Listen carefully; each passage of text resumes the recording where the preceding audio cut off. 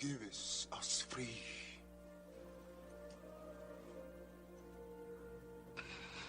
Give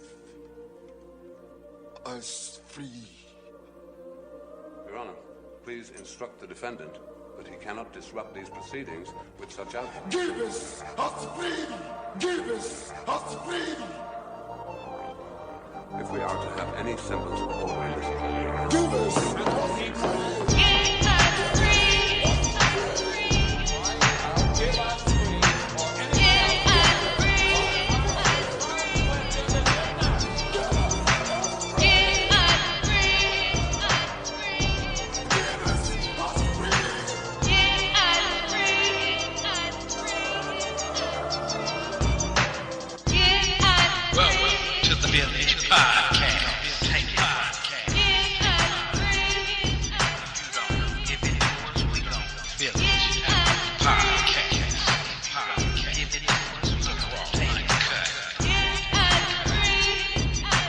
Peace, unity, and welcome my conscious and unconscious family and friends.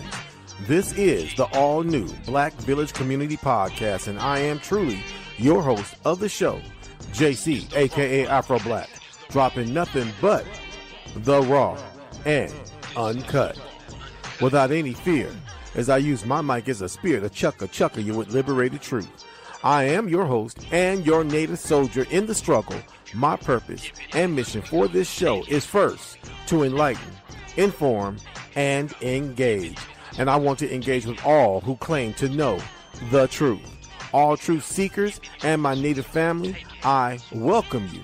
This show is dedicated to all our indigenous native ancestors and to all those who've carried the mantle of truth, and to every person with the ability to throw off the chains of comfortable habit and unwarranted assumption and move in a new, liberated direction that is guided by truth and observational evidence, no matter where that direction may lead you. My main objective and purpose here is freedom, mind, soul, and spirit. That being said, welcome to the BlackVillage Community Podcast, and much love from our great universal goddess and mother of all, living here and above.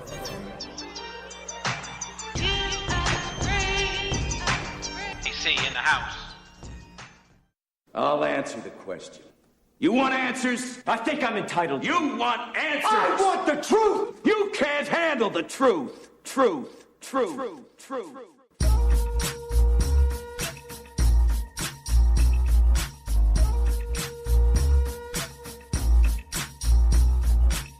Aboriginal people, Aboriginal people, Aboriginal people, Aboriginal people, Aboriginal people, Aboriginal people, Aboriginal people. Aboriginal means the original inhabitant of a land from the earliest times. The ancient mound builders have built and designed the pyramids right here, not just by the Nile, contrary to popular belief in denial. Pyramids and huge hieroglyphics and pictographs on the ground are all mounds found around the Americas, North, Central, and South, even Venus and Mars. That is documented fact that emanates from my mouth. So who exactly were these Aboriginals here, whose ancient evidence of residency is hesitantly mentioned in this hemisphere? Were they the stereotypical Native American so-called Red Indians? Well then, let's be clear, ask any of their tribes if they're sincere. They'll tell ya those mounds predate their origins. Our past was erased and replaced with lies. Our achievements and identity plagiarized. We got amnesia of who we are, but we go way back further than the seats in your car. Aboriginal people, Aboriginal people, Aboriginal people, Aboriginal people, Aboriginal people, Aboriginal people, Aboriginal people, Aboriginal people.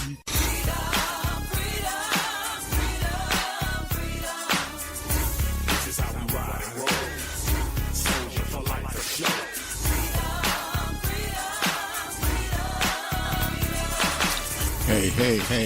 Hey, people. This is JC, aka Afro Black, and I am here with you today, people, on this indigenous, delicious Sunday to share nothing but, to drop nothing but the raw and uncut. That's what I do here on the BlackVillage Community Podcast every other Sunday.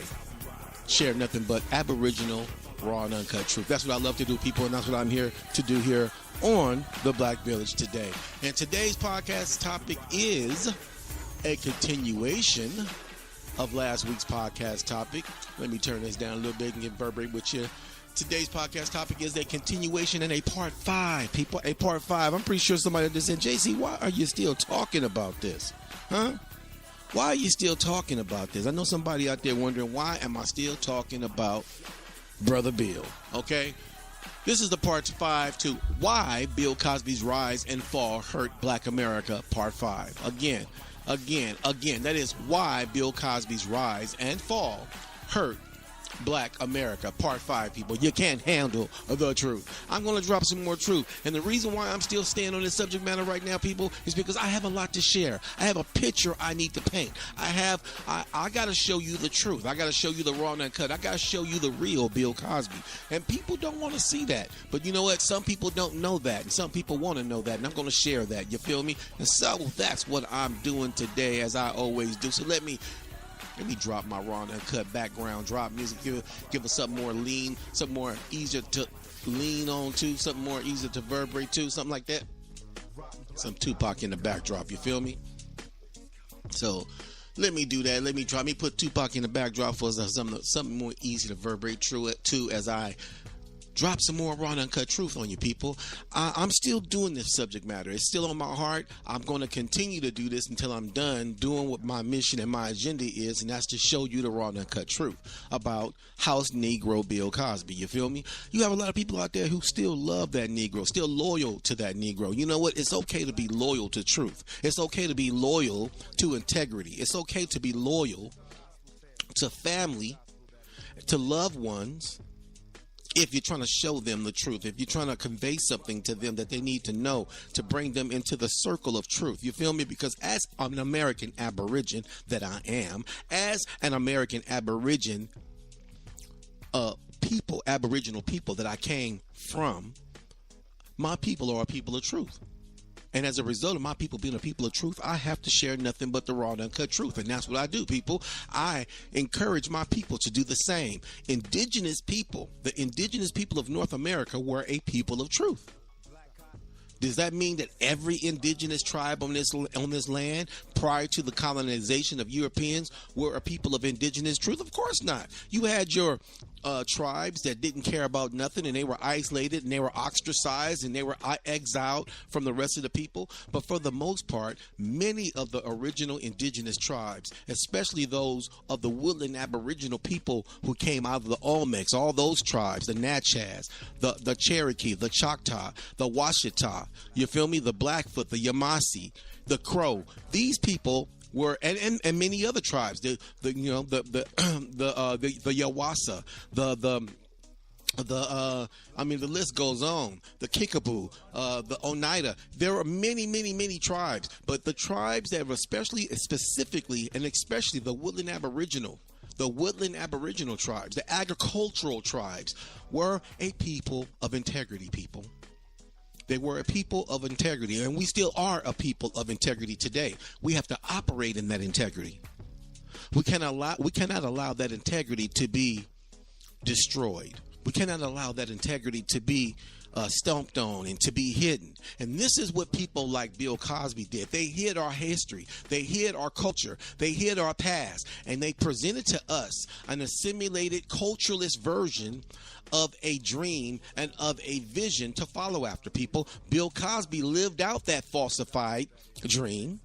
Whenever you try to rid your people, whenever you rid yourself of your own culture, of your ancestral past, from where you came from where your people started at, when you don't care about the integrity of the history of your people, the truth of your people, the stories of your people, the principles and standards of your people, then you become culturalists. You can recreate whatever you want. And that's the thing that these white devils have perpetuated in the so-called black community, that you can be whatever you want to be. Not the integrity of the truth of who you are, but recreate whatever you want to be. You can be whatever you want to be. That's what they teach people. Of course you can be whatever you want to be, but to realize and to recognize who you are is to know who you are, and to realize whatever you put on is not the true you. So let me go on, you see. Let me continue on. The point of what I want to do today, okay?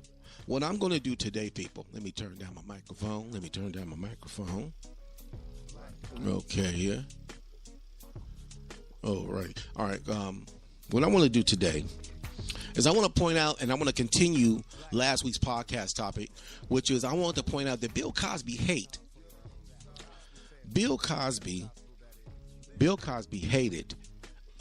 uneducated, poor black people.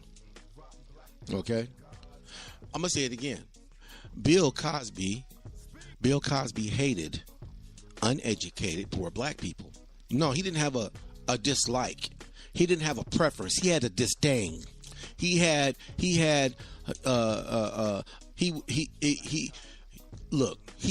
his own people. Anybody who was not on the level of Bill Cosby, the intellectual level, that elitist attitude, that elitist mentality, Bill was encompassed, was enveloped into the mindset of an elitist.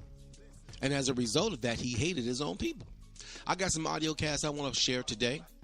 I want to continue reading from the book that I've been reading from, which is Aristocrats of Color. I got another chapter I want to share on that to validify my point. But the number one thing I want to do right now to get this show going, to get things started, I want to show you that Bill Cosby knew who he was. He knew that we were indigenous to America. See, you got some out there who might say, well, man, maybe Bill did not know. Come on, really? The man was educated. The man graduated from Temple University, even though early, before he was even started his Hollywood career, back in the 1960s, after Bill Cosby dropped out of high school and then went to the military and then went to college for less than 2 years and dropped out again. Bill went back in college a long time ago and got his education. In the beginning of his early educative years, Bill was a knucklehead. Do the research, people. Go read about the real Bill Cosby. But right now, what I want to point out is that Bill did know that he was indigenous to America. Bill knew he was an American Indian. Bill knew that he was an American Aboriginal. Bill knew this. Bill traded out his culture. He traded out his culture, his history, his true identity a long time ago. And I know I see somebody right here in the chat room right now who've joined me. This is the BlackVillage Community Podcast, and this is your host, JC, aka Afro Black. You're just listening in? You got something you want to share? Or you just want to listen in as I continue on? Yeah, I see that Bill Cosby tried to do some good and he did some bad, a lot of bad. I think that it was just, he got tired of being bored, and sometimes tired of being bored, you're the type of individual that do anything, basically. I understand from a business aspect, but sometimes the way we go about it, we hurt the ones that we love in the end. I don't know if I can fully agree with that. And I'm going to tell you why. It's because when you know who you are, and you know that many others don't, then the burden lies with the individual who knows that truth. Bill Cosby knew he was indigenous to America. Bill Cosby knows he's not an African. I got the proof. I got the information. I'm going to get ready to play some of it right now. So due to the fact that Bill Cosby taking on the image of the father figure that he took on in the 80s, then the burden lies with the elders to make sure the truth is being given out. Bill Cosby withheld that truth. He sold out to the white man a long time ago, to the white devil. And as a result of that, and I say the white devil, I mean that with all my heart, meaning the fact that the core of our society and our political system and our government was founded on indigenous genocide, cultural genocide, to make sure that the culture of the original people don't exist anymore. Bill helped with that ideology, he helped with that agenda. He cultivated that agenda by perpetuating the so-called African-American image to America through the Bill Cosby Show as Cliff Huxtable. Mm-hmm. Okay, I thought it was Jesse Jackson that comes to there. I thought Jesse Jackson was the one who pushed the whole agenda. Jesse Jackson helped promote the political falsified identity of African American. But what I'm trying to tell you is that Bill Cosby, through his Hollywood image, through his television shows, and through his promotion of education, promoted a false identity and promoted cultural assimilation and cultural genocide. That's what Bill did. Raw and uncut. Just go ahead. The funny thing is that Lisa Rashad is from the Katua people, or we know Anajaria, or the Solidee people, same as me, which is Cherokee people, the English. And that was crazy that she never mentioned nothing like that. She never said that she was African American, but she never denied. You know, she was kind of quiet. She really didn't. No. Felicia Rashid is another elitist house Negro. She's another elitist. See, we got to put things in a historical context. We have to understand that there was a group of indigenous Indians during the time of the European colonizations, when the Europeans colonized over here. They was a group of indigenous leaders who sold out to the white man. They did this too, and they were willing to assimilate. I mean, when you talk about the first Black Congress in the 1800s, there were a bunch of indigenous Negroes who sold out to white people, went to Europe and became educated and came back here. So what I'm trying to tell you is that I can't hear you. They never put it out. Even when I read the Black Indian, like that one Jewish guy who wrote the Black Indian literature, it's called Black Indians. How come they never go into depth? Is it because they'll give you so much, but you got to dig yourself? Is that what it is? Well, see, look, again, you got to realize the original agenda when Europeans came here. The original agenda of Europeans was to genocide the original culture of the original people, to get rid of the original culture, to make sure that those people don't exist no more. Why? So that they can create a new country, a new nation with a new agenda and a new mission for white people. That mission ain't changed. That agenda has not changed. You can see. Well, the thing about it is this: today these white folks are using their lapdogs. Who are their lapdogs? Elite house niggas who don't care about historical truth, who sold out their identity a long time ago to get a seat at the white man's rich table. Mm-hmm. Bill. Yes. And see, these Negroes don't care. And the one person who does, is Monique, and she's trying to keep it real and say, hey, before money comes the truth. And that's one thing that, see, you even got to watch people like Monique. You got to watch all them Negroes out there, because them Negroes will talk like they from the hood. Them Negroes will talk like they would on our side, but they're not willing to sacrifice their careers. They're not willing to sacrifice their relationships. They're not willing to sacrifice their homes and their money and their comfortability. They're not willing to sacrifice anything for a seat at the white man's table. And they're willing to sacrifice their parents, their own identity, their culture, and their friends for a seat at the white man's table. Even people like Monique. Why? Why? I'm going to tell you why. Because they don't care about culture. They don't see the importance of culture. They don't see that culture is what brings people together. Culture is what gives people their integrity, their principles, their customs, their traditions.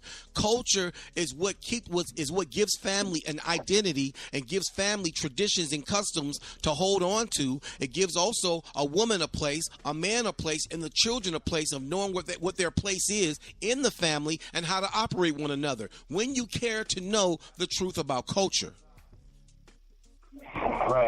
Right. So, when I was doing a lot of the Aboriginal, but back in the car, it was a lot of illusion of all your African slaves mixed from indigenous people. But then where did the Black Indian come from? And I even got to thinking, my father pointed it out.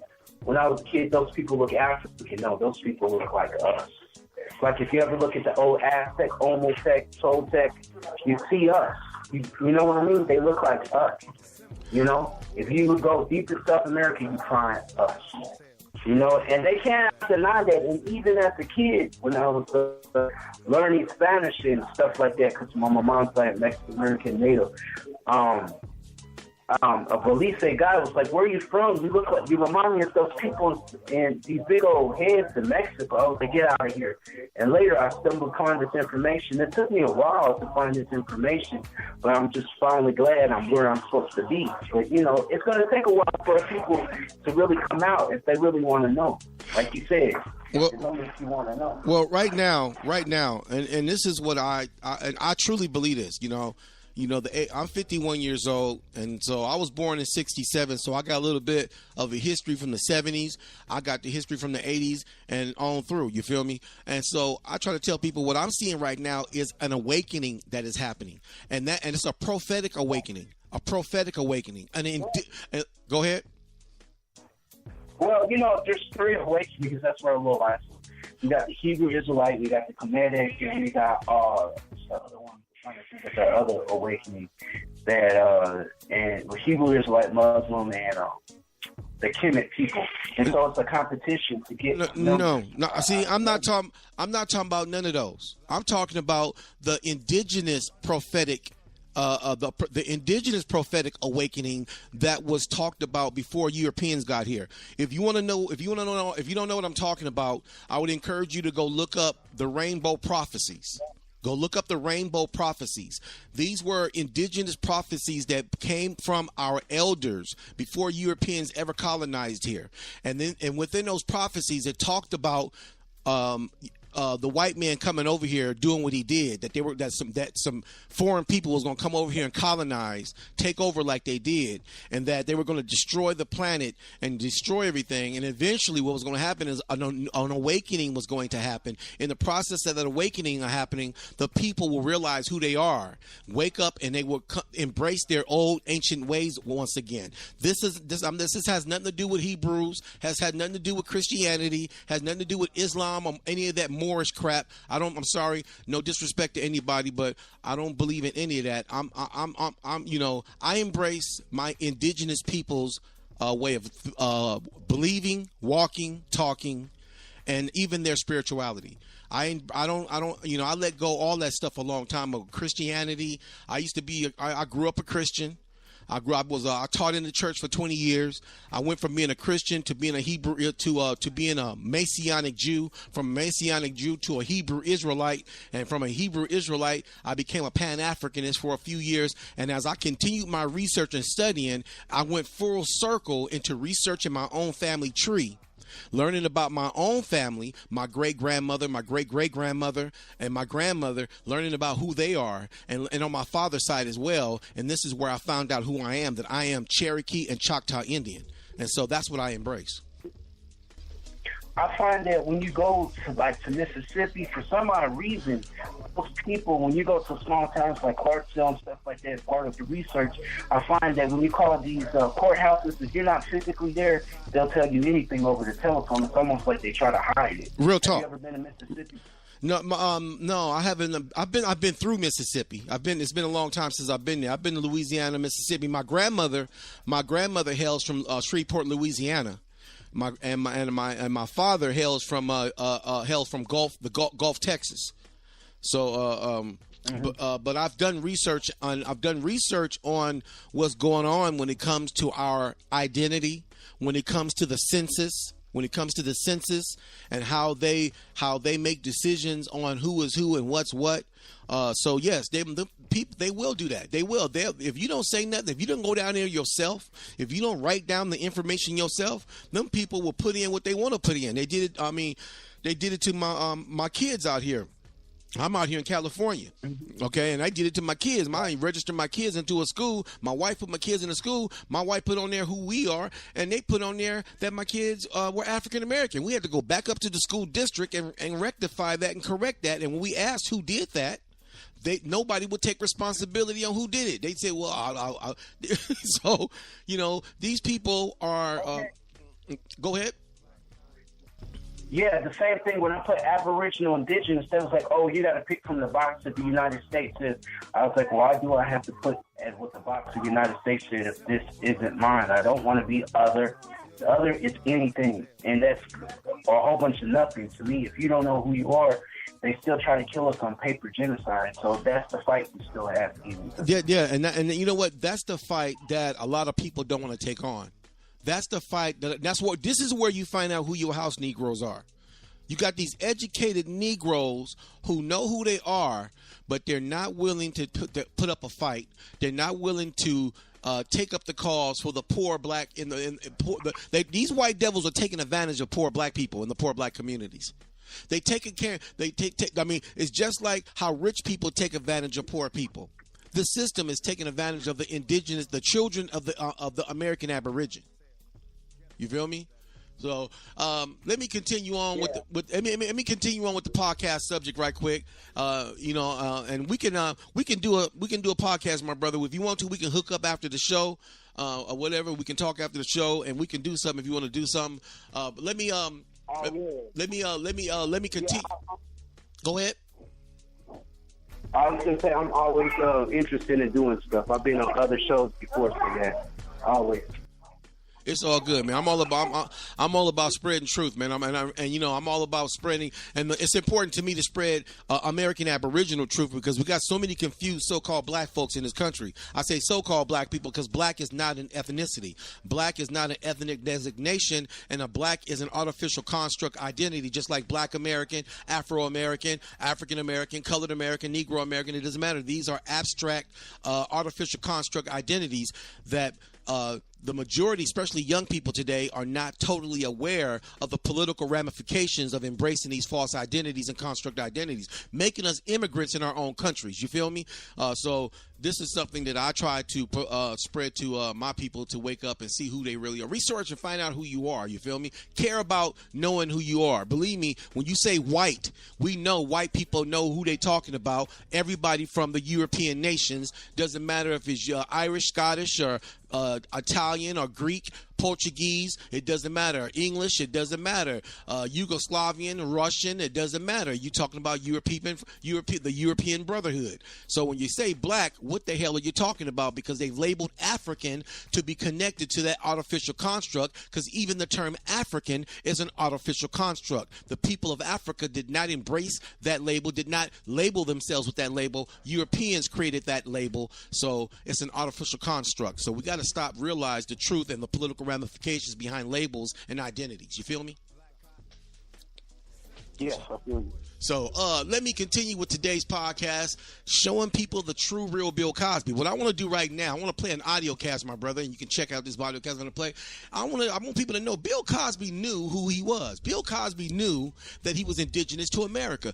Bill Cosby knew history. He knew culture. He knew. So let me play this video cast right here, and I will continue the podcast right after this. Now, what's the whitest thing you know? Whiter than the driven snow, whiter than the whites of your eyes? Sugar. Non-integrated, non-black, sweet sugar. But you see, there is a black man in your sugar. His name is Norbert Rillier. Norbert Rillier in 1846 invented a vacuum pan that revolutionized the sugar refining industry. Now, you have to dig to find that fact. I mean, it's not much history, but it's still history. Now, what do you stand in? In your shoes. Now, there's just you and your shoes, isn't it? Nope. See, there's a black man standing in your Oxfords with you. Sharing your soul and your heel is a man, his name is Jan Ernst Metzelliger. And in 1863, this is a drawing by the kids, Metzelliger invented the machine that made mass-produced shoes possible. Now, you have to dig around for that fact, too. And again, it's not much history, but it's history.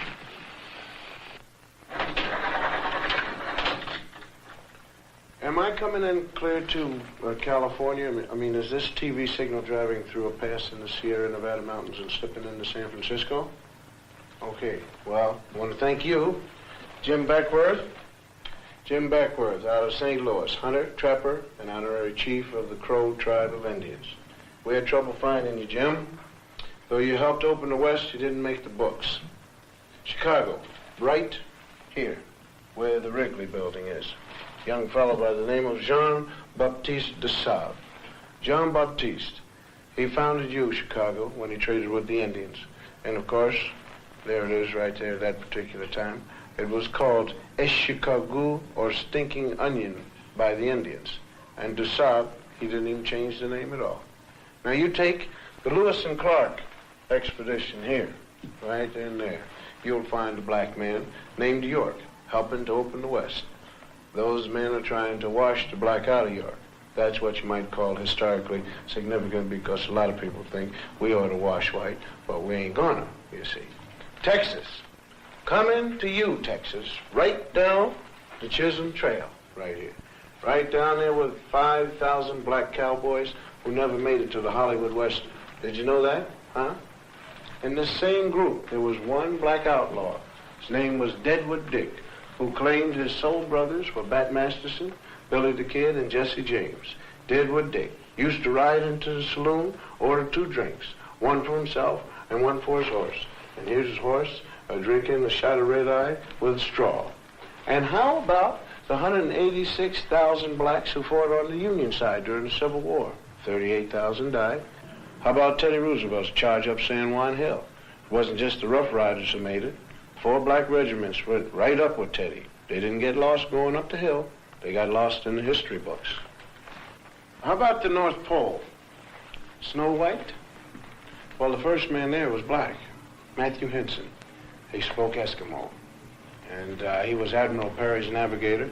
And although he made it first to the pole, it never quite made it to the history books. And how about your heart? Can we get there? All right. Daniel Hale Williams first performed open heart surgery successfully. But this list could go on forever. Blacks who made it, blacks who made history, but who didn't get into the history text at all. And the strange thing is how little there is about us in the textbooks. There you go right there, people. There you go right there. Didn't you hear the Indian history that the brother dropped? Let me unmute my brother right here. Did anybody hear the Indian history that Bill dropped? And y'all need to go. What? Huh? Whoa, I see some backdrop music, some in the backdrop there. But Bill dropped the Indian history on folks. Bill know who he is. He talked about Jim Beckworth, the chief of the Crow tribe. This is the one long silver man, the white man on the horse with the mask. He was modeled after. He was modeled after the brother Beckworth. So Bill knew. Bill knew who he was. Bill knew he was indigenous to America. He mentioned indigenous inventors. All the brothers he mentioned were indigenous, with the exception of the one who went to the North Pole. But all the other brothers he mentioned, even the one who fed his a horse some red eye, all these brothers were indigenous to America. Bill knew that. That's why I say Bill is a sellout. He sold out his culture. Somewhere down the line, he gave up on caring about who he really was and was willing to get in where he got in and fit in. And that was where white folks wanted him to be, so that he can continue and make all that money and be the figure that he became, a falsified culturalist man who taught cultural genocide to his people. He taught us to be what white folks wanted us to be, that black American that white people can live next door to. Don't get it twisted. I'm not trying to promote being ghetto. So anybody out there thinking that, get that out your mind. You can be educated and care about who you are as an American Aborigine. Just like the Chinaman cares about being a Chinaman, even though he's living in America, he still live like a Chinaman in America. Just like the Japanese still care about their Japanese culture, even if they live in America. You can still care about the true you and be an American Aborigine.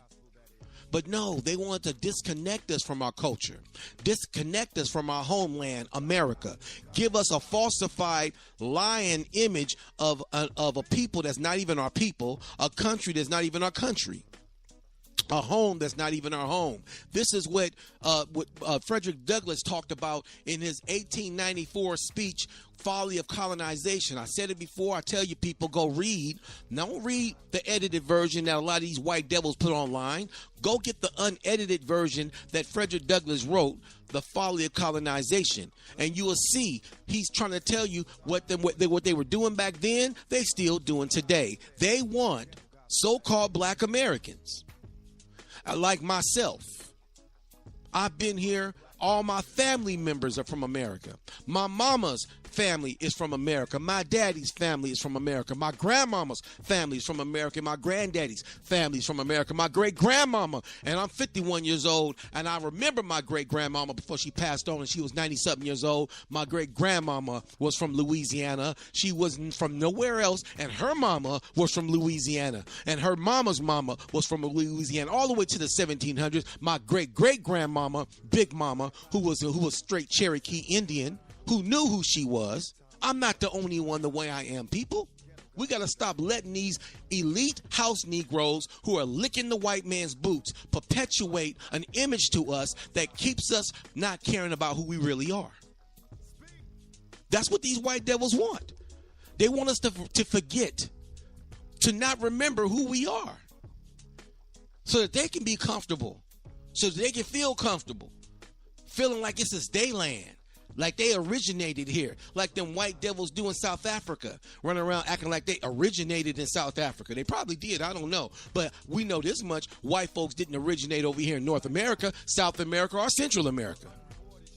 No white devils nowhere off in Central, South, or North America before European colonization, before Italian colonization, before Spanish colonization.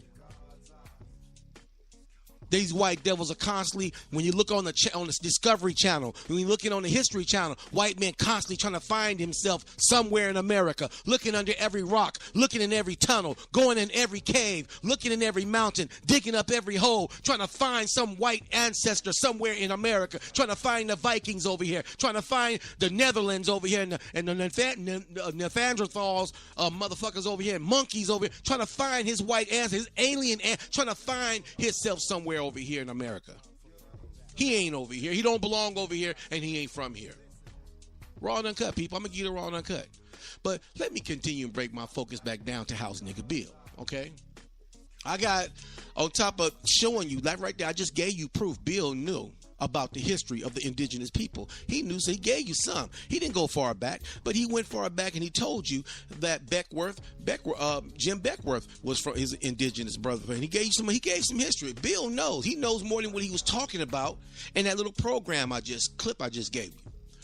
But let me give you some history on what I know Bill is connected to.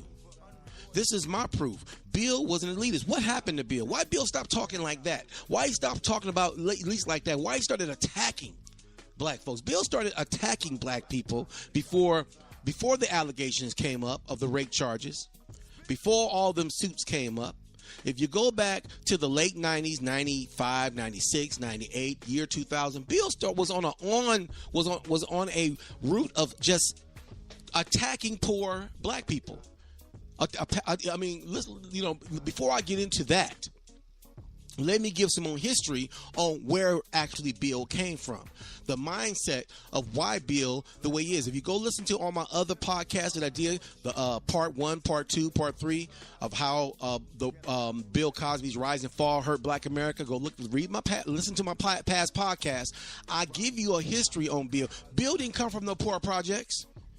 You got people around talking about, oh, Bill came from poverty. Bill came from the Richard Allen projects. Bill was in the Richard Allen projects back in the 1950s. But back in the 1950s, there was no Negroes living in the Richard Allen projects. When Bill Cosby was in the Richard Allen projects, they were not called the projects. They were called the Richard Allen homes. This is before they started allowing so-called black folks to live in them. And they were military projects. They were from military and military reserve people. This is because during between 1946, 1948, when World War II popped off, military took over that project. And that's how Bill Cosby got into him. Before then, Bill Cosby was born and raised in Germantown, Philadelphia, an area where there was nothing but white people. I've told people this in the past podcast. I'm going to reiterate this. Bill Cosby don't know what poverty is. He's never have known what poverty was. He didn't grow up in poverty. He was not living in poverty. His father was a high-ranking military naval officer, and his mother was a maid for rich people. They lived in upper middle class community. Bill went to a predominantly all-white school. Raw and uncut. Bill don't know what it's like to be poor. He don't know what poverty is. So let me give you a little bit of insight on the type of mindset that where Bill Cosby came from. He was a part of the black elite. So let me read. I got this. I want to read from this book that I've been reading from. The book is titled Aristocrats of Color. Okay.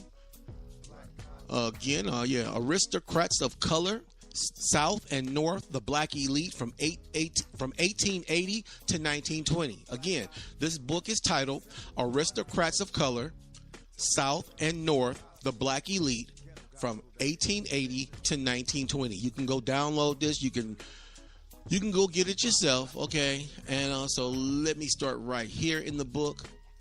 I'm going to start right here. And I quote, starting from this book.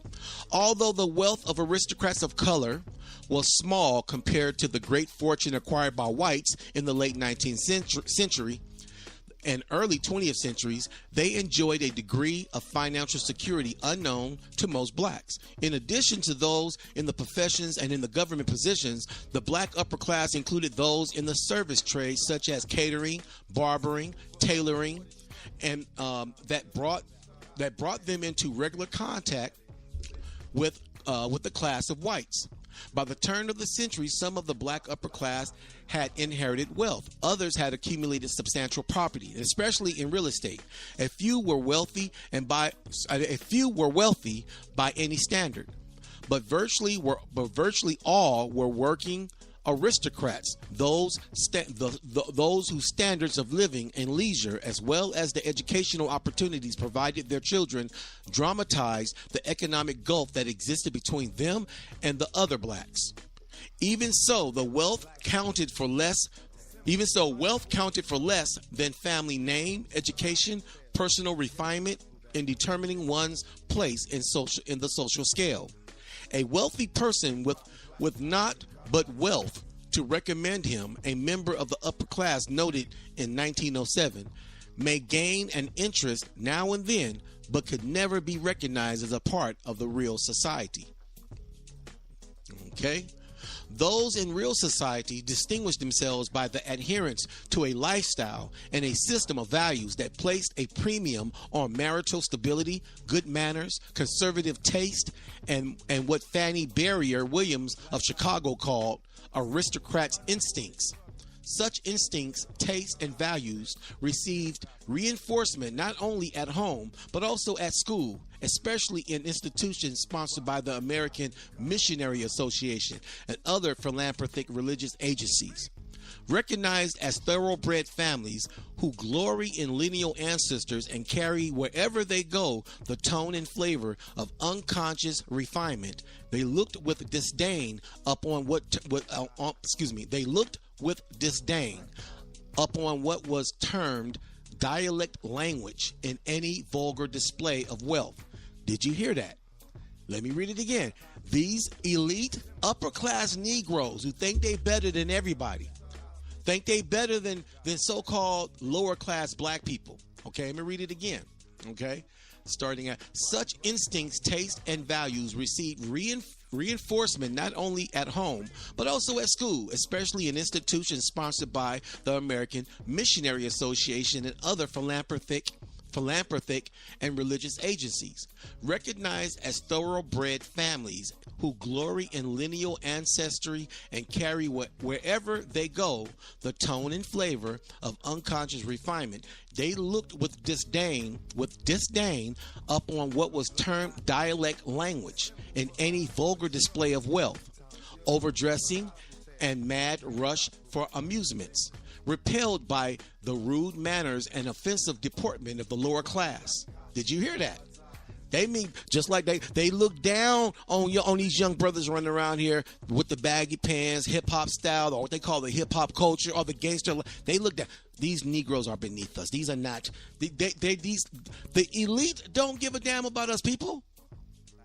I mean, this is the reason why I say Malcolm X talked about the house nigga and the field nigga. And I'm telling you, today we are producing house niggas. If you don't watch what you're doing, if you don't care about what you're doing, if you don't care about your culture, if you don't care about who you are, and the only thing you care about is getting the education, your kids getting the education, having that big car in that white neighborhood, living comfortable next to Tom, Dick, and Harry and Joanne up the street with all blonde, blue eyes hair, because don't get it twisted. We know a lot of people want to pull their children and their families out of the ghetto because they live in terrible neighborhoods where violence and gang violence is just running rapid. So I don't get it twisted. There's nothing wrong with wanting to pull your family and move your family into a safe neighborhood, a clean, safe neighborhood. The problem is when you move into these neighborhoods and forget where you came from.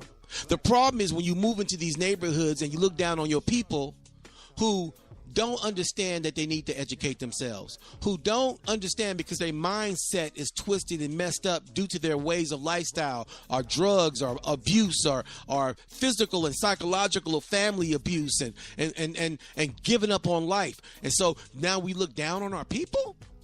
Come on, man. Come on. Let me finish reading this. Let me finish. Repelled by... And I quote, back into the book I was just reading, Aristocrats of Color, and I quote, repelled by the rude manners and offensive deportment of the lower class, they were exemplary,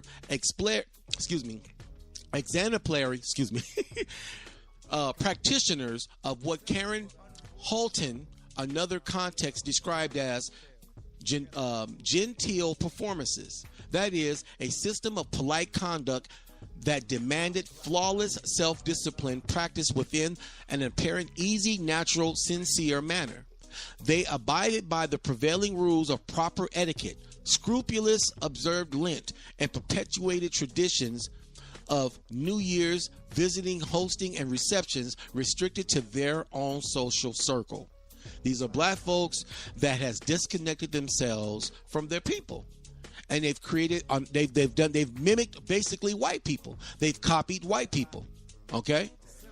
Let me go up to the next paragraph and then I'm almost done. Class lines within black community were nowhere more evident than the club membership. Membership in old organizations such as Charleston Brown Fellowship Society, the New York African Society of Mutual Relief, the New Orleans Society of Economy, indicated the extent to which certain families had occupied upper class status for several generations. Did you hear this, people? These are clubs and societies that these people have created, mimicking white people. These clubs are secret society clubs too, to a lot of respect, meaning that it's only known by members who are invited to be a part of that club. Some of these clubs, right, these are old clubs going back to the 1800s and the early 1900s. Membership in organizations such as Charleston Brown Fellowship Society, the New York African Society of Mutual Relief, New Orleans Society of Economies, indicated the extent to which certain families had occupied upper class status for several generations. These Negroes, these house Negroes, they deep, people, they deep. You feel me? They deep, all right? And they don't give a damn. So they don't care about their culture. It says they care about their... No, they don't. That's why I'm reading this book. You know, when you read a book, you don't take in everything you read. You filter what you read. And I'm talking about these people, how they cared about their ancestry. They made ancestry important. No, they only cared about ancestry as long as that ancestry led to some importance of a position within that tribe, so they can claim, well, my grandfather was a chief or my grandmother was a clan mother. That's the only thing they care about. These Negroes don't care about their culture. They don't care about the fact that they are actually rooted to this country. They too busy been getting in where they can fit in next to white people, to sit at the white man's table, to get a position in the white man's company, to be able to get the money that the white man got, to be able to live in the community that the white man is living in, and still at the same time stepping on their own people. You feel me? I played an audio cast last week. Let me see if I still got this audio cast where Cornel West talks about this. I mean, These Negroes, look, let me show you something. I want to show you what Bill Cosby was running from, okay? Real Cosby. This is the reason why the shows that you see on TV today, Blackish, Grownish, these shows are doing nothing but emulating the idea, perpetuating the same cultural genocide that Bill Cosby was perpetuating.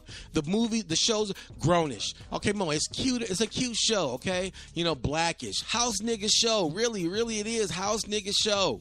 Really, the mama out of touch. She like a confused mulatto. The daddy act like he here but not here and don't know where he at, but yet trying to get in where he can fit in. These shows have nothing to do with really perpetuating anything that has to do with American Aboriginal culture, American man in a state of nowhereness. The show is still meant to put us in a state of nowhereness. Okay? Raw and uncut. We have to wake up from this. We have to care about truth. You feel? We have to care about knowing the truth of our culture, the truth of our history, the truth of our identity. White people perpetuated this lie and this brainwashing and this mindset for the purpose of ridding us out of our own, disconnecting us from our own land. Hey, I had to stop by. I got you here too now, huh? I'm glad you joined me, sis. I'm glad you joined me. I know some people might be wondering why I'm still talking about Bill Cosby. I want people to see the truth about Brother Bill. Bill was a house nigga. I got some more information. But first, let me play. I want to play, what was Bill running from? I'm going to tell you what Bill was running from. Bill was running from a whole lot of these elite house niggas are running from. The fact that the original American Aboriginal living in the white man's gumbo bowl, a cup bowl of economic, political oppression, that we've always had to struggle to get where we want to be. Because look, you got to look at when the white man was formating this country, he was formating this country to create a country, to create an atmosphere, to create an environment that was conducive and productive to his own people. Our people didn't create, our people didn't, look, talk about the industrialized society of the Aztecs and the Incas. The great monuments that those Aboriginal indigenous people created, okay? Everything they did was conducive to the land. It didn't hurt the land. Didn't cause harm to the land because our people always put Mother Earth first. With these destroys the environment. It hurts the people. It creates bacteria and diseases that evolve and turn into other things. And these white devils have never done anything that was conducive and productive to people. And yet, Bill Cosby wants us to be like them. That's what Bill wanted. He wanted us to be like white folks because this is what white people was constantly perpetuating to our people when they colonized over here in the 16th century, in the 17th century, in the 18th century. They wanted the American Indian to assimilate, to let go his identity, let go his language, let go his name. Now your name is not Silver Buffalo. Now your name is not Purple Flower. Now your name is Tom, and your name is Dick and John. And now you're practicing his religious practices. You're not practicing the spirituality of your people. You're not practicing the customs of your people. Now instead of sitting down in a circle on the floor eating with your family, now you're sitting at a table passing the steak and the pork, and you're killing yourselves, eating food that is unnatural, that's not even native to America. The pig is not native to America. The cow is not native to America. These animals were brought here with the foreigner, with the white devil and his people when they colonized over here. Raw and uncut. I did the research, people. I prove it. I demand anybody to prove me wrong. I did the research on the cow. I did the research on the pig. I did the research on wheat. Wheat did not grow here in America. The white devil brought wheat here and fed it to our people. Now we got a problem with eating too many carbs. Now we got a problem with our glucose levels being too low or too high and not being able to digest sugar properly in our bodies. Got our bodies all out of whack. Why? Because our ancestors did not eat like white devils. I'm sorry. I'm going to give it to you the raw and uncut today. I'm going to give you the raw and uncut. You want to go to church and, feel safe over there. Raw and Uncut, but I'm going to give you the Raw and Uncut here on the Black Village. You feel me? So let me continue on. Let me tell you what Bill Cosby was running from. You know, this is the reason why we got these artificial shows like Blackish and Grownish and all these other get-in, fit-in shows that we enjoyed. I enjoyed A Different World and all them other shows, the shows of cultural assimilation to make us and disconnect us from our culture and our people of who we really are. That's what these white devils want to do while somebody's trying to ping my show. Keep on, don't worry. I got security coming on the way this year. My stuff is going to be tight and right. White devils can't do nothing. Hey, let me continue what I'm saying now. Let me drop this Raw and Uncut on you. Look, let me drop this Raw and Uncut right here. Check this out. From your mechanical aptitude test scores, Mr. Evans. Mm-hmm. You look like a man we can really use. Well, that's good. That's good. Now, when do I start? Oh, it says here you were in the Army. Army. You served in... Korea. Did my full tour of duty over there. Yeah, my full tour of duty. You are the father of three children, age 17, 16, 11. Did my full tour of duty over here, too. Now, what day do I report? You were born in 1942, which means you served in Korea when you were... 10? Oh, no. I was born in 1932. 32. It says right here, 1942. Well, that's a computer error, I guess. We are suddenly confronted with a big problem. Yeah, I guess you better get that computer fixed, huh? No, you don't understand. You see, the Union Apprentice Program is designed for men between the ages of 18 and 35. I'm afraid that at 41, you're too old. Too old? For what, man? We're talking about working. We ain't talking about playing stickball. Yes, I know. I'd like to help you, but this program is government-funded, and government rules can't be broken.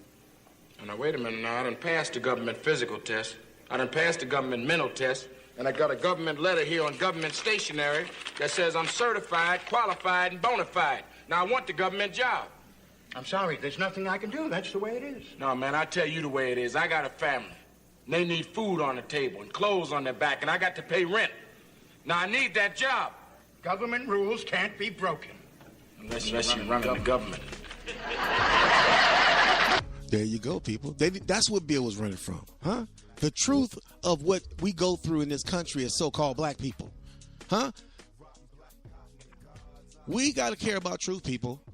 We got to teach this truth to our children. Most of all, we got to share this truth with our families and our friends to care about who they are. You don't know? Go find out. Talk to your grandmother and your great-grandmother, your great-uncles and your great-grandfather and your grandfather. Talk to your family. Talk to your aunties and find out what they know and take it from there and do your research. What cracked me up is that white people always got a book at home with their family tree in it. You got some black folks that got it, but crack me up. When you look at a so-called black person's family tree, if they got one on a book, most of the time they're in Bibles. They have a big old giant early 1900 Bible sitting on the table that was given to them by a grandfather who got it from his father or mother or whatsoever, and that's where their family tree is at. But that family tree might go to the 1800s, but it does not give you still enough information, but it gives you some information to start with. Take that information and start there and grow the tree from there. That's what you got to do. We got to care about doing this, people. This is the raw and uncut truth. Now, let me continue to point out, all right, that what I just played is what Bill runs away from, the reality of who we are as a people. Because if you look at what the Bill Cosby show was doing, it created a family and an upper middle class community. Did you see that they had any relation to any of their families in the hood? No. It's almost like Bill Cosby's family have always existed in the community and the environment that they were living in. Bill was a doctor. His wife was a lawyer. The kids they all going to upper class schools or going to college. And all their friends are just like them, upper middle class. Nobody from the hood. They don't know nothing about the hood. They don't know nothing about being Indian or American Aboriginal or anything truthful about their own culture or history unless they bring somebody with a dashiki coming in, and that's it. That's, again, cultural genocide, people. Bill Cosby promoted cultural genocide. So I got another audio cast I want to play. I really want to share this right here. This brother Michael Dyson, I'm not sure if anybody familiar with brother Michael Dyson. He's been on the MSNBC show. He's a political analyst. He's also a professor and a teacher. I can't remember what university he teaches at. But he had a falling out with Bill Cosby back when Bill Cosby was attacking the so-called black community. Matter of fact, before I play Michael Dyson, let me read some of this. I got something I want to read. Okay. I should have had this up already about how Bill Cosby, I mean, he really literally attacked black people. Let me play this. Let me read this right quick. This quick article by Bill Cosby back in the day when he was like really like putting down black folks like we the lowest of the lowest. Here we go right here. This is taken from an NBCnews.com article, okay?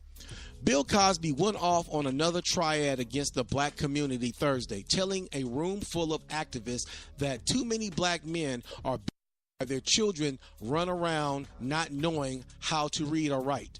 Cosby made headlines in May when he unbraided some poor blacks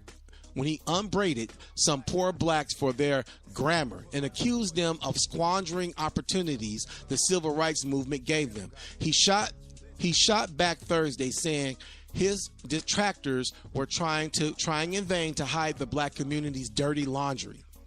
And this is a quote from Bill Cosby. Let me tell you something. Your dirty laundry gets out of school at 2:30 every day.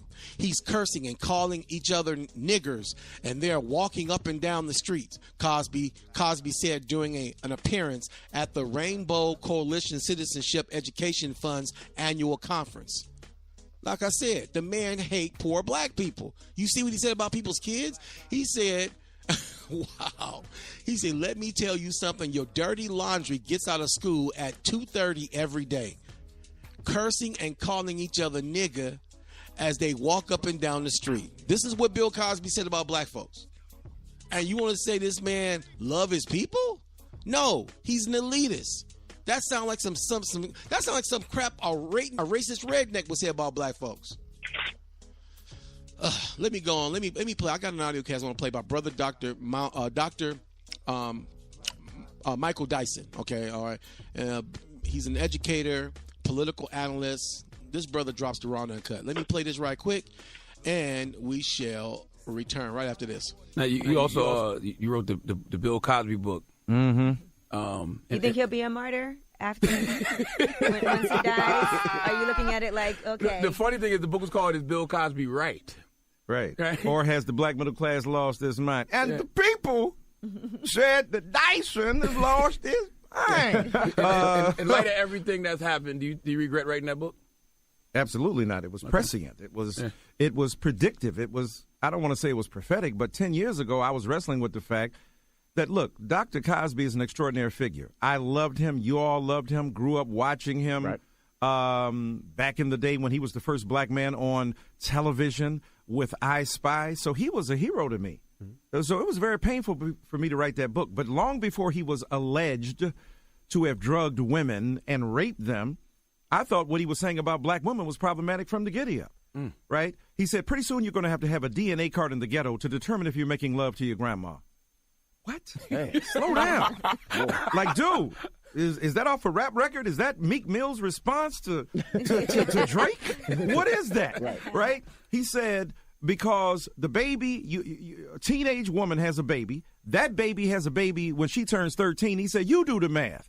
You might be making love to your grandma. Then he said, you name your kids Shaliqua, Taliqua, Muhammad, and all that crap. I think Muhammad is of more ancient vintage, sir, than William. Damn right. Bill.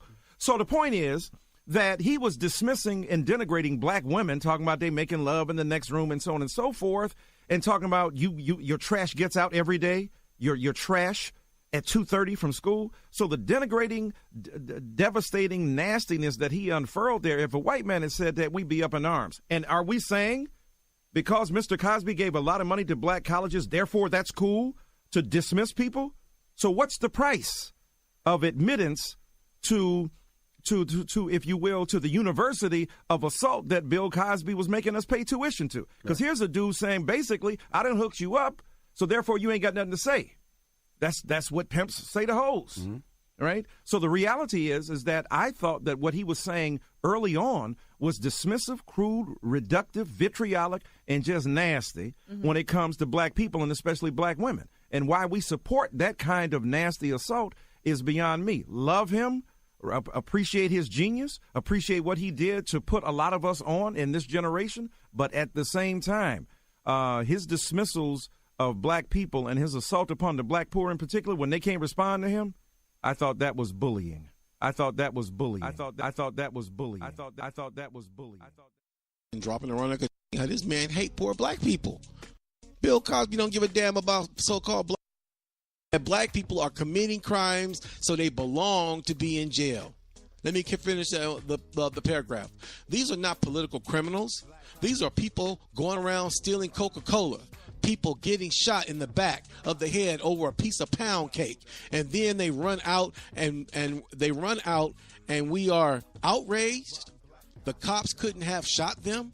What the hell was he doing with the pound cake in his hand? This is what this Negro said. House nigga.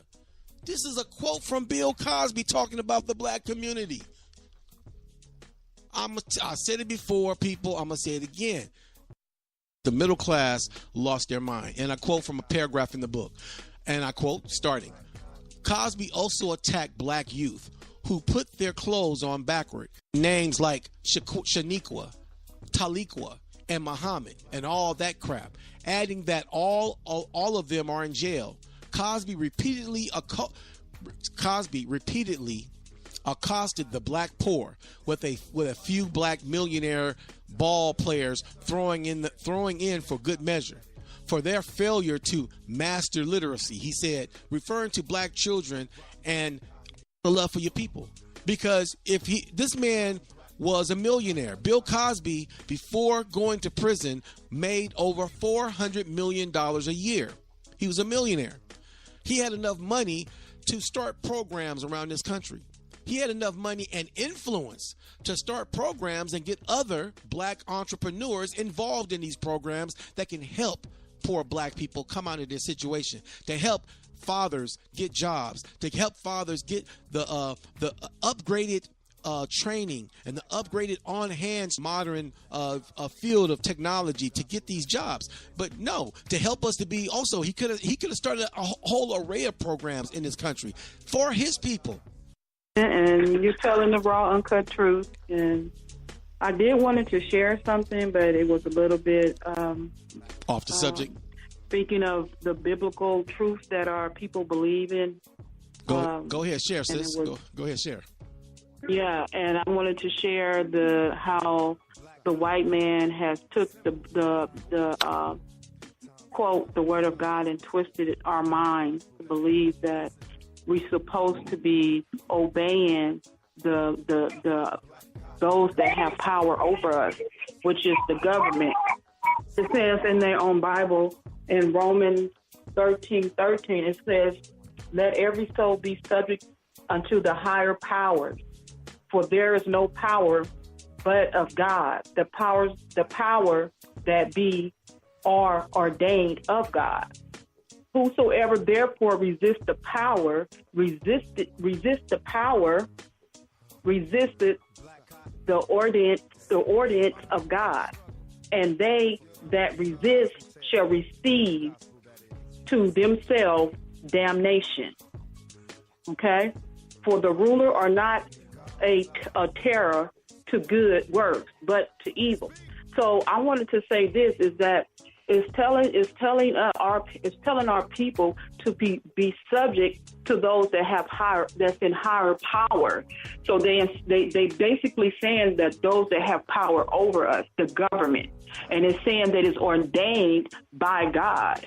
So we have to really be careful what we selling our soul to, and we have to really decode this Bible and understand that the Bible was modified by the Romans, which is the Greeks, which is the European, which is the white man, so you can see God through their perception, through their mind's eye, so you can worship God the way they see for you to worship God.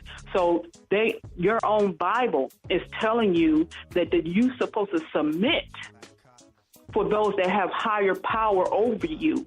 And who have higher power over us? The government.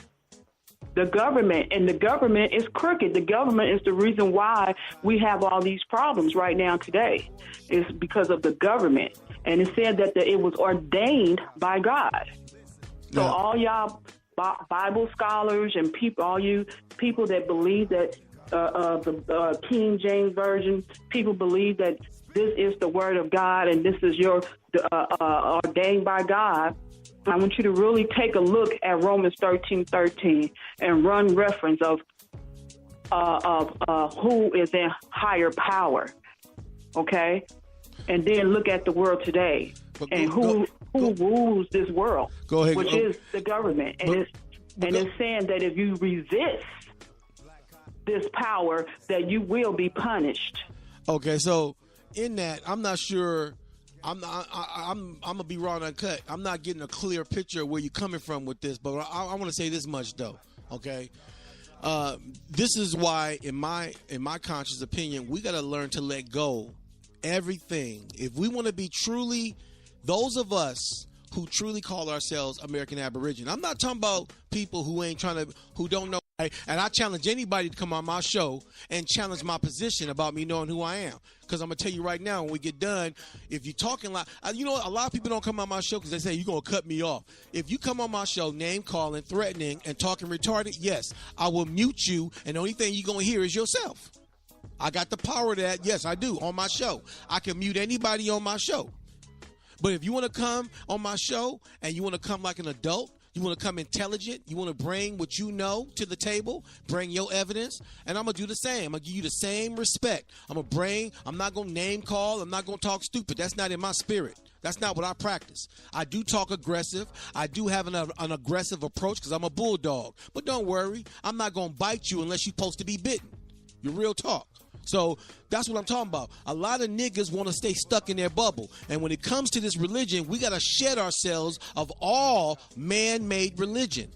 If you want to truly be an indigenous Aboriginal American, then that's what you got to do.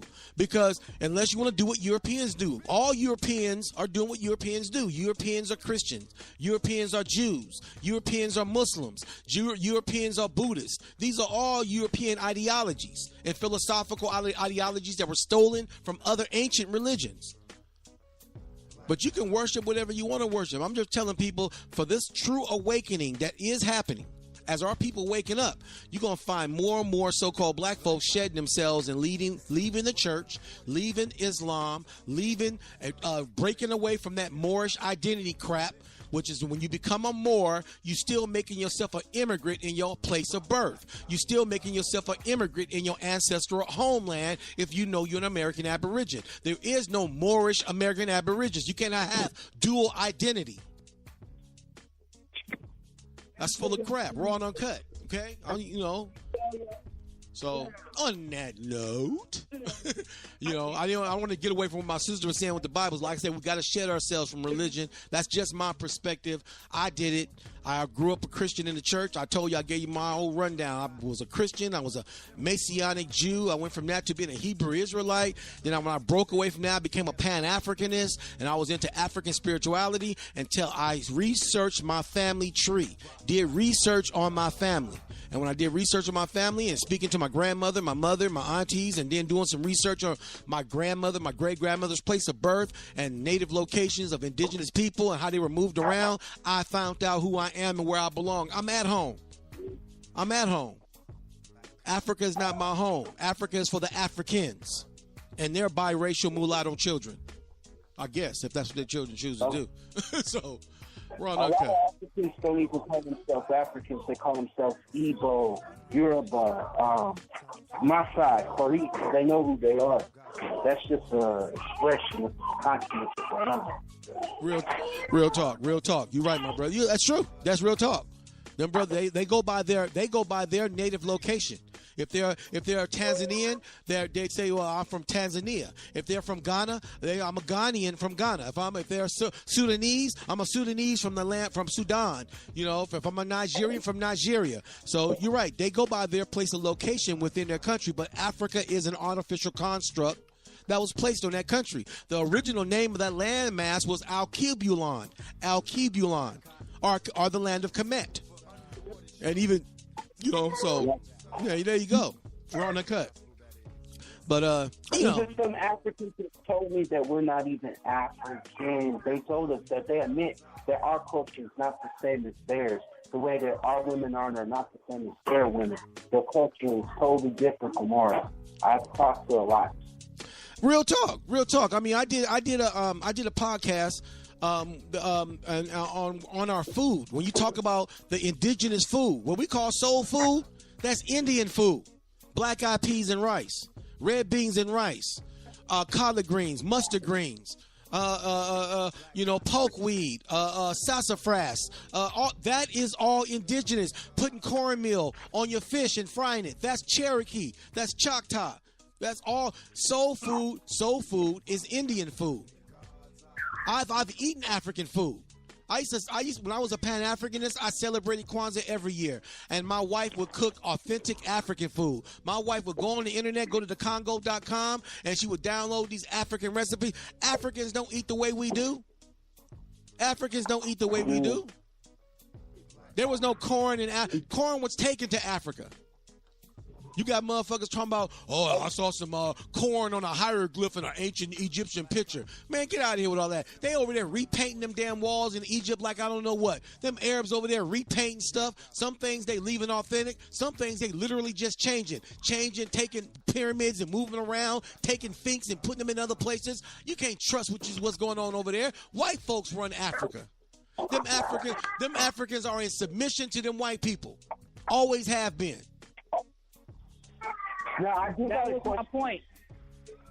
That was my point when I was speaking earlier. Yeah. That was my point, that we have been so whitewashed, so we lost ourselves, our culture, our ideology, our spiritual truth. Real talk. Now, I do have a question about Egypt in America. Now, they found some stuff and I did some research over there in the Grand Canyon. Now, they do have stuff like that, and they keep it hidden. Now, what's that about? Have you heard about that? Look, Egypt in America? Yeah. I did some research on that. I'm going to do a podcast on that real soon. I'm gathering up my research. I'm glad you brought that up, because that just reminded me I need to go back, because I be studying and researching in so many different areas. Sometimes I find myself working on 3 and 4 things at the same time, and then I end up leaving one behind. But that's one thing I want to go back to, because so far what I found out is that America is older than Africa. I'm going to say it again. North, South, Central America. North, South, and Central America is older than Africa. Our pyramids over here are older than the pyramids in the Gaza. I am straight up, raw and uncut. And the Smithsonian and the government, they knows this. Yes, you can. The ISIS. Right. Just type in the searches. The ISIS formations. The ISIS formations are in the Colorado mountains. Them are pyramids right over there. They got a lot of them boarded up because people was going over there, excavating over there, or looking in them, and they boarded them up and they blocked them off and cemented them up, and so people can't go in them no more. But no, they won't comment too much on it. They won't talk about it. But the information is out there. When the Europeans discovered these places back in the early 1900s, and also the Pueblo Indians and the surrounding Indians that live over there, that lived over there during that time, or during that period. Because remember, our people, they pushed off, or they enslaved them, but and pushed us to. That's a whole other discussion. But talking about that, but the Indians over there today that settled over there, they say we didn't build this. We didn't build this. They say the ancient autochthonists built these. The autochthonists are the autochthonous ones, or they say autochthonous. That's our people. That's the mound builders. That's the Amerindians. That's the Paleo-Amerindians. We are those. That's them. That's them of our people. You know, them are our people. Those tribes that are connected to the Amerindians, the Olmec, or the mound builders. That's all the names, all connected together. That's them. That's us people. That's us. The Cherokee, the Choctaw, the Washita. All woodland Aboriginal Indians. You know, which are black Indians, which are AKA black Indians. You feel me? So. Well, some people say we come from the Paleo Indians, the older ones.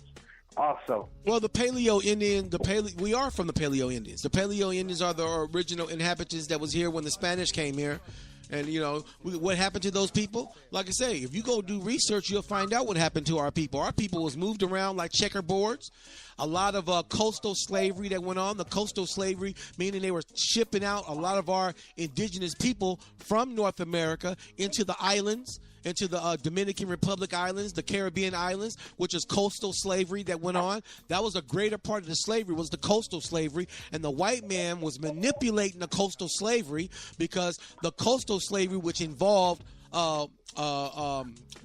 maritime laws where they can change the identity of the individual. A lot of those coastal people, they were bringing Caribbeans over here and shifting our people over there and calling them Africans, changing their identity because they could do that by making them just a commodity, meaning they're not a person, you're just property. So you what I say you are.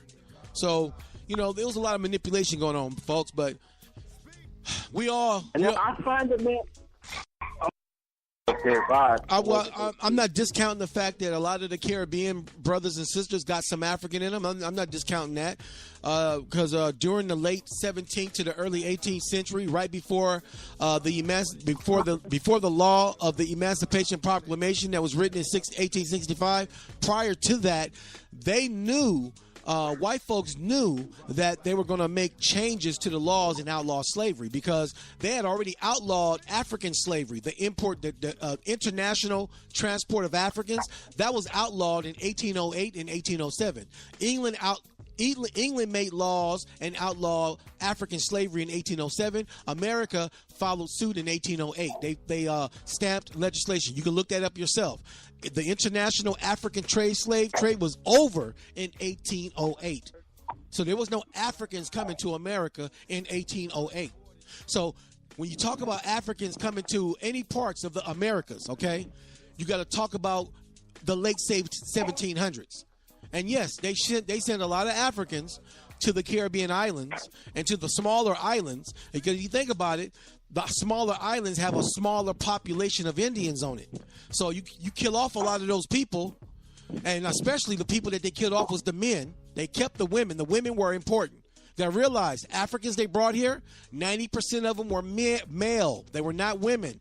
The 90% of the so-called Africans that came here, those that came in small numbers, not no hundreds of thousands. Anybody believe that? They believe a lie. They didn't bring no hundreds of thousands of Africans to America. That never happened. But the small number of Africans who did come here, they did replenish the smaller islands because they had smaller populations of people on them, and they mated those male Africans to indigenous island women. That still would make those children. That still would make those children indigenous to those islands. Now, if you ever watch Blacks in Latin America, it tells the issue that you just said very quickly. It said in America, only 5% of Africans came. Most of the Africans were from the Caribbean and Mexico. So, you know what I'm saying? That's okay, but even the thing with even the Mexico thing, didn't those whole bunch of Africans go to Mexico?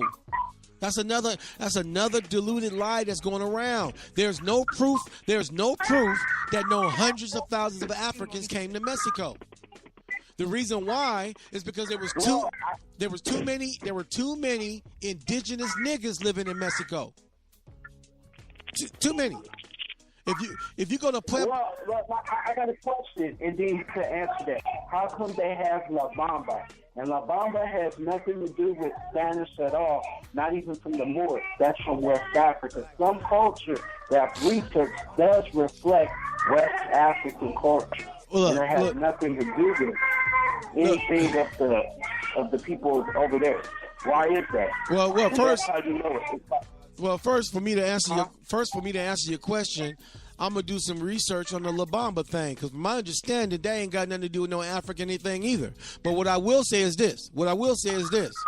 I'm not discounting that some Africans came to Mexico. And if you talk about when they came to Mexico, again, there were a concentration of Africans that came to South, North, and Central America around the early 1800s to the late 1700s. Now, why is that important? Because you got people who believe that hundreds of thousands of Africans came to America. If you look at the chronology, of the timeline and the best place to go is slavevoyages.org. I'm pretty sure you heard about it. Everybody know about slavevoyages.org, and a lot of people try to condemn slavevoyages.org, but you know what? They're the only one that can back up the evidence of what they do, and they show you how they do what they do. You feel me? So, if you look at the chronology of time between the late 1700s to the early 1800s, because they were getting ready to make legislation to outlaw slavery in America, they brought the higher concentrate of Africans, and you can't even tell if all of those were Africans, because they were playing with the maritime laws and renaming the people Africans, those who weren't African. So they were mixing Indians and Carib Indians and North and Central South Indians with the Africans during the late 1700s and bringing them over here. So yes, there's some African blood there, but I'm gonna tell you, those Africans let their families know that they were Africans. I've met Caribbean brothers who say, yeah, my grandfather was an African, and they were from the Caribbean. They were from like I can't remember what those islands. There's a lot of little Caribbean islands over there. But I met a brother who told me, yeah, my grandfather's from Africa. I met my African family, but his mother was an indigenous American. His mother was an indigenous Black American. And so he said he half Indian and half American Aborigine. Do you feel me? So the problem I have is when you got people who want to believe that black folks got African in them and they just don't know it. Well, I tell people, if you don't know it, go find out. Because I tell you, ain't no African in me. Somebody said, well, you don't know that. And I've had debates with people trying, how you going to tell me what's in me? That's like me telling you what's in you. I'm not going to tell you what you don't and don't have in you. I'm going to ask you, hey, you got any African in you? And if you say, well, I don't know, then you can say, well, you don't know. I say, well, you should go to find out. But if I tell you I ain't got no African in me, and you say, well, how do you know? And I tell you, well, I'm 51 years old. I've talked to my grandmother, and she'll cuss you out if you say she's got any African in her. I met my great-grandmother before. Wait a minute, let me say this. I met my great-grandmother before she passed. No African. And I've talked to my father, and my father's talked about his grandmother, which is my great-great-grandmother, who was full-fledged Indian. And so far, my daddy said the same thing my mama say, and my grandmama said the same thing my mama and my daddy say, that ain't no African in our family. I think them old motherfuckers in my family would know. You know, it just never ceases to amaze me how black folks are so quickly to dismiss their own family. You feel me? So, on that note, anybody got any last words? I got to get out of here. I've been on the air way too long. I'm supposed to be an hour show, and I stretched it because I enjoyed myself with my sister and my brother who called in on the show. So, anybody got any last words before we head out of here? I want to say this, is that we are being put under the deep spell of the Europeans to where it's, the hole is so deep is that people can't see the light. They can't see their way out of it. They've been put under a spell, and they have created a conscious reality of the European consciousness and lost their own. And people just need to take time to seek truth within themselves and apply spiritual truth and start practicing their own culture, and then they will begin to find themselves. I can agree with that, sis. You're right. We are definitely under a spell. And you know what? The word spell has everything to do with language and what you comprehend and what you don't comprehend. And due to the fact that our people don't study language, we don't study culture and history like we should, it's easy to put a spell over somebody who don't know. It's easy to put a spell over somebody who don't care to know. And So one of the deepest spells that we under right now is so many so-called Black Americans who don't care to know because they're comfortable right where they at. And so, we just had, let life. It's a belief system. It's a belief system, and your belief system creates your own reality, and they begin to live it out. But once they begin to search truth and seek the truth that comes from their ancestors, and begin to apply spiritual principles and start learning their culture and start living in culture, then they will find themselves. Until then, we're going to continue to walk in a circle, looking for something that's not there because we're looking in a place that is not for us. Our belief system has controlled and structured our whole reality. Well, that's where it starts. That's why I try to encourage people. It starts with starting with yourself. Research yourself. Don't go looking jumping the gun, looking and just reading into history. First, learn about your own family. Talk to your elders. Talk to your grandparents and your great-grandparents, your aunties and your great-uncles, and talk to your family. And research last names. Start right there with your own family. Start with your own grandmother's place of birth and location. And see how names evolved and people moved and where they moved to and what was going on with those places during the 1800s, during the 1700s. And so we start with ourselves. And once you know who you are, now you can embrace your ancestral spirituality, your ancestral culture, your ancestral principles and standards, and your ancestral language. But we have to care. So I don't mean to cut you off, my brother. Noise back there. So it starts with us caring about our who we are, and so and that's it. There's too many Black folks who don't care enough about that. They say they too much caring about chasing green cotton, chasing trying to pay their bills and trying to get the newest car and this is where we got to stop caring about the wrong things and care about the right things. You feel me? So, on that note, my brother, you got anything, last words, my brother, before we get off the air?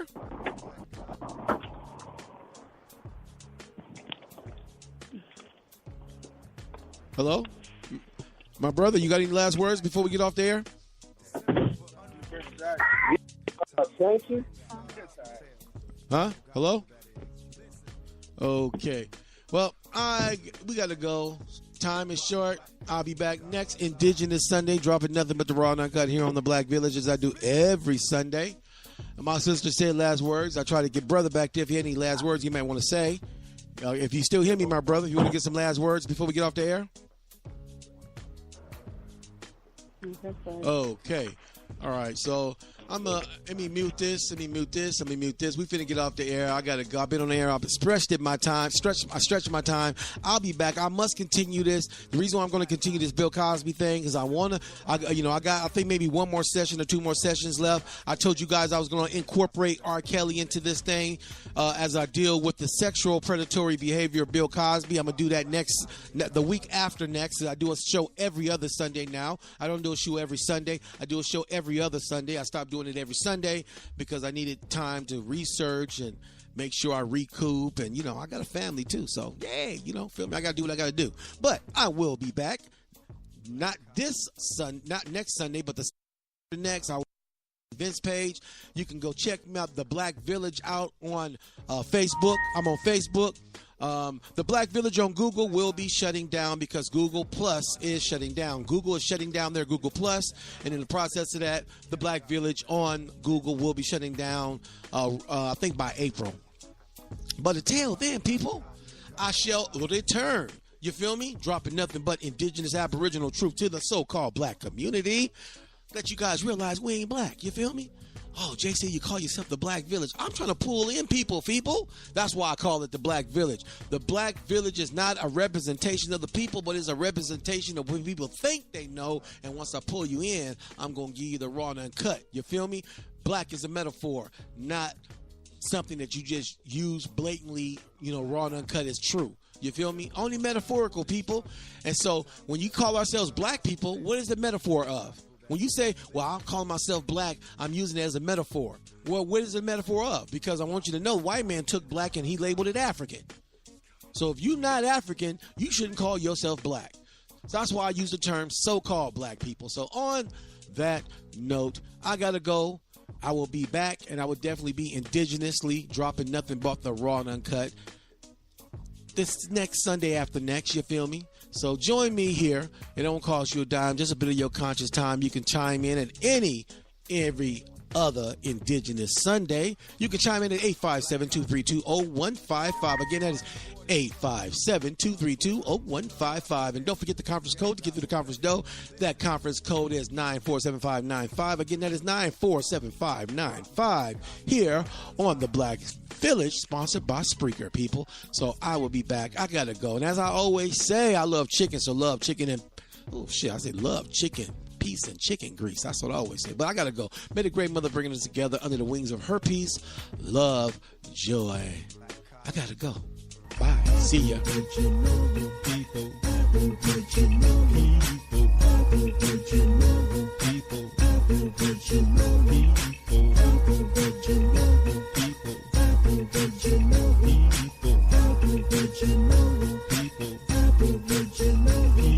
No matter where you go in every country, we in there. Most of us did not come on slave ships, we've been here. Indian just means amalgamated more. The U.S. tried to wipe us out in 3 seminal wars. For each Aboriginal, 7 troops died. 90% of Indians were reclassified as Negroes. We fought European foes. Africa's great, but we don't look under our nose. Or now here's the Old Man River, or the Maasai Seagull, knock out the Mississippi. We're the Yamasee people and others here like the Washita, the Chocos in Colombia, Dadiendes in Panama, the Garifunas and more. We're prisoners of war. Our titles, nationalities, and birthrights ignored. We got a huge missing gap in our past and been divided into race of some type of caste. Everyone else has a language, where's mine? Cause ours is long gone like your grandpa's hairline. Aboriginal people, Aboriginal people, Aboriginal people, Aboriginal people.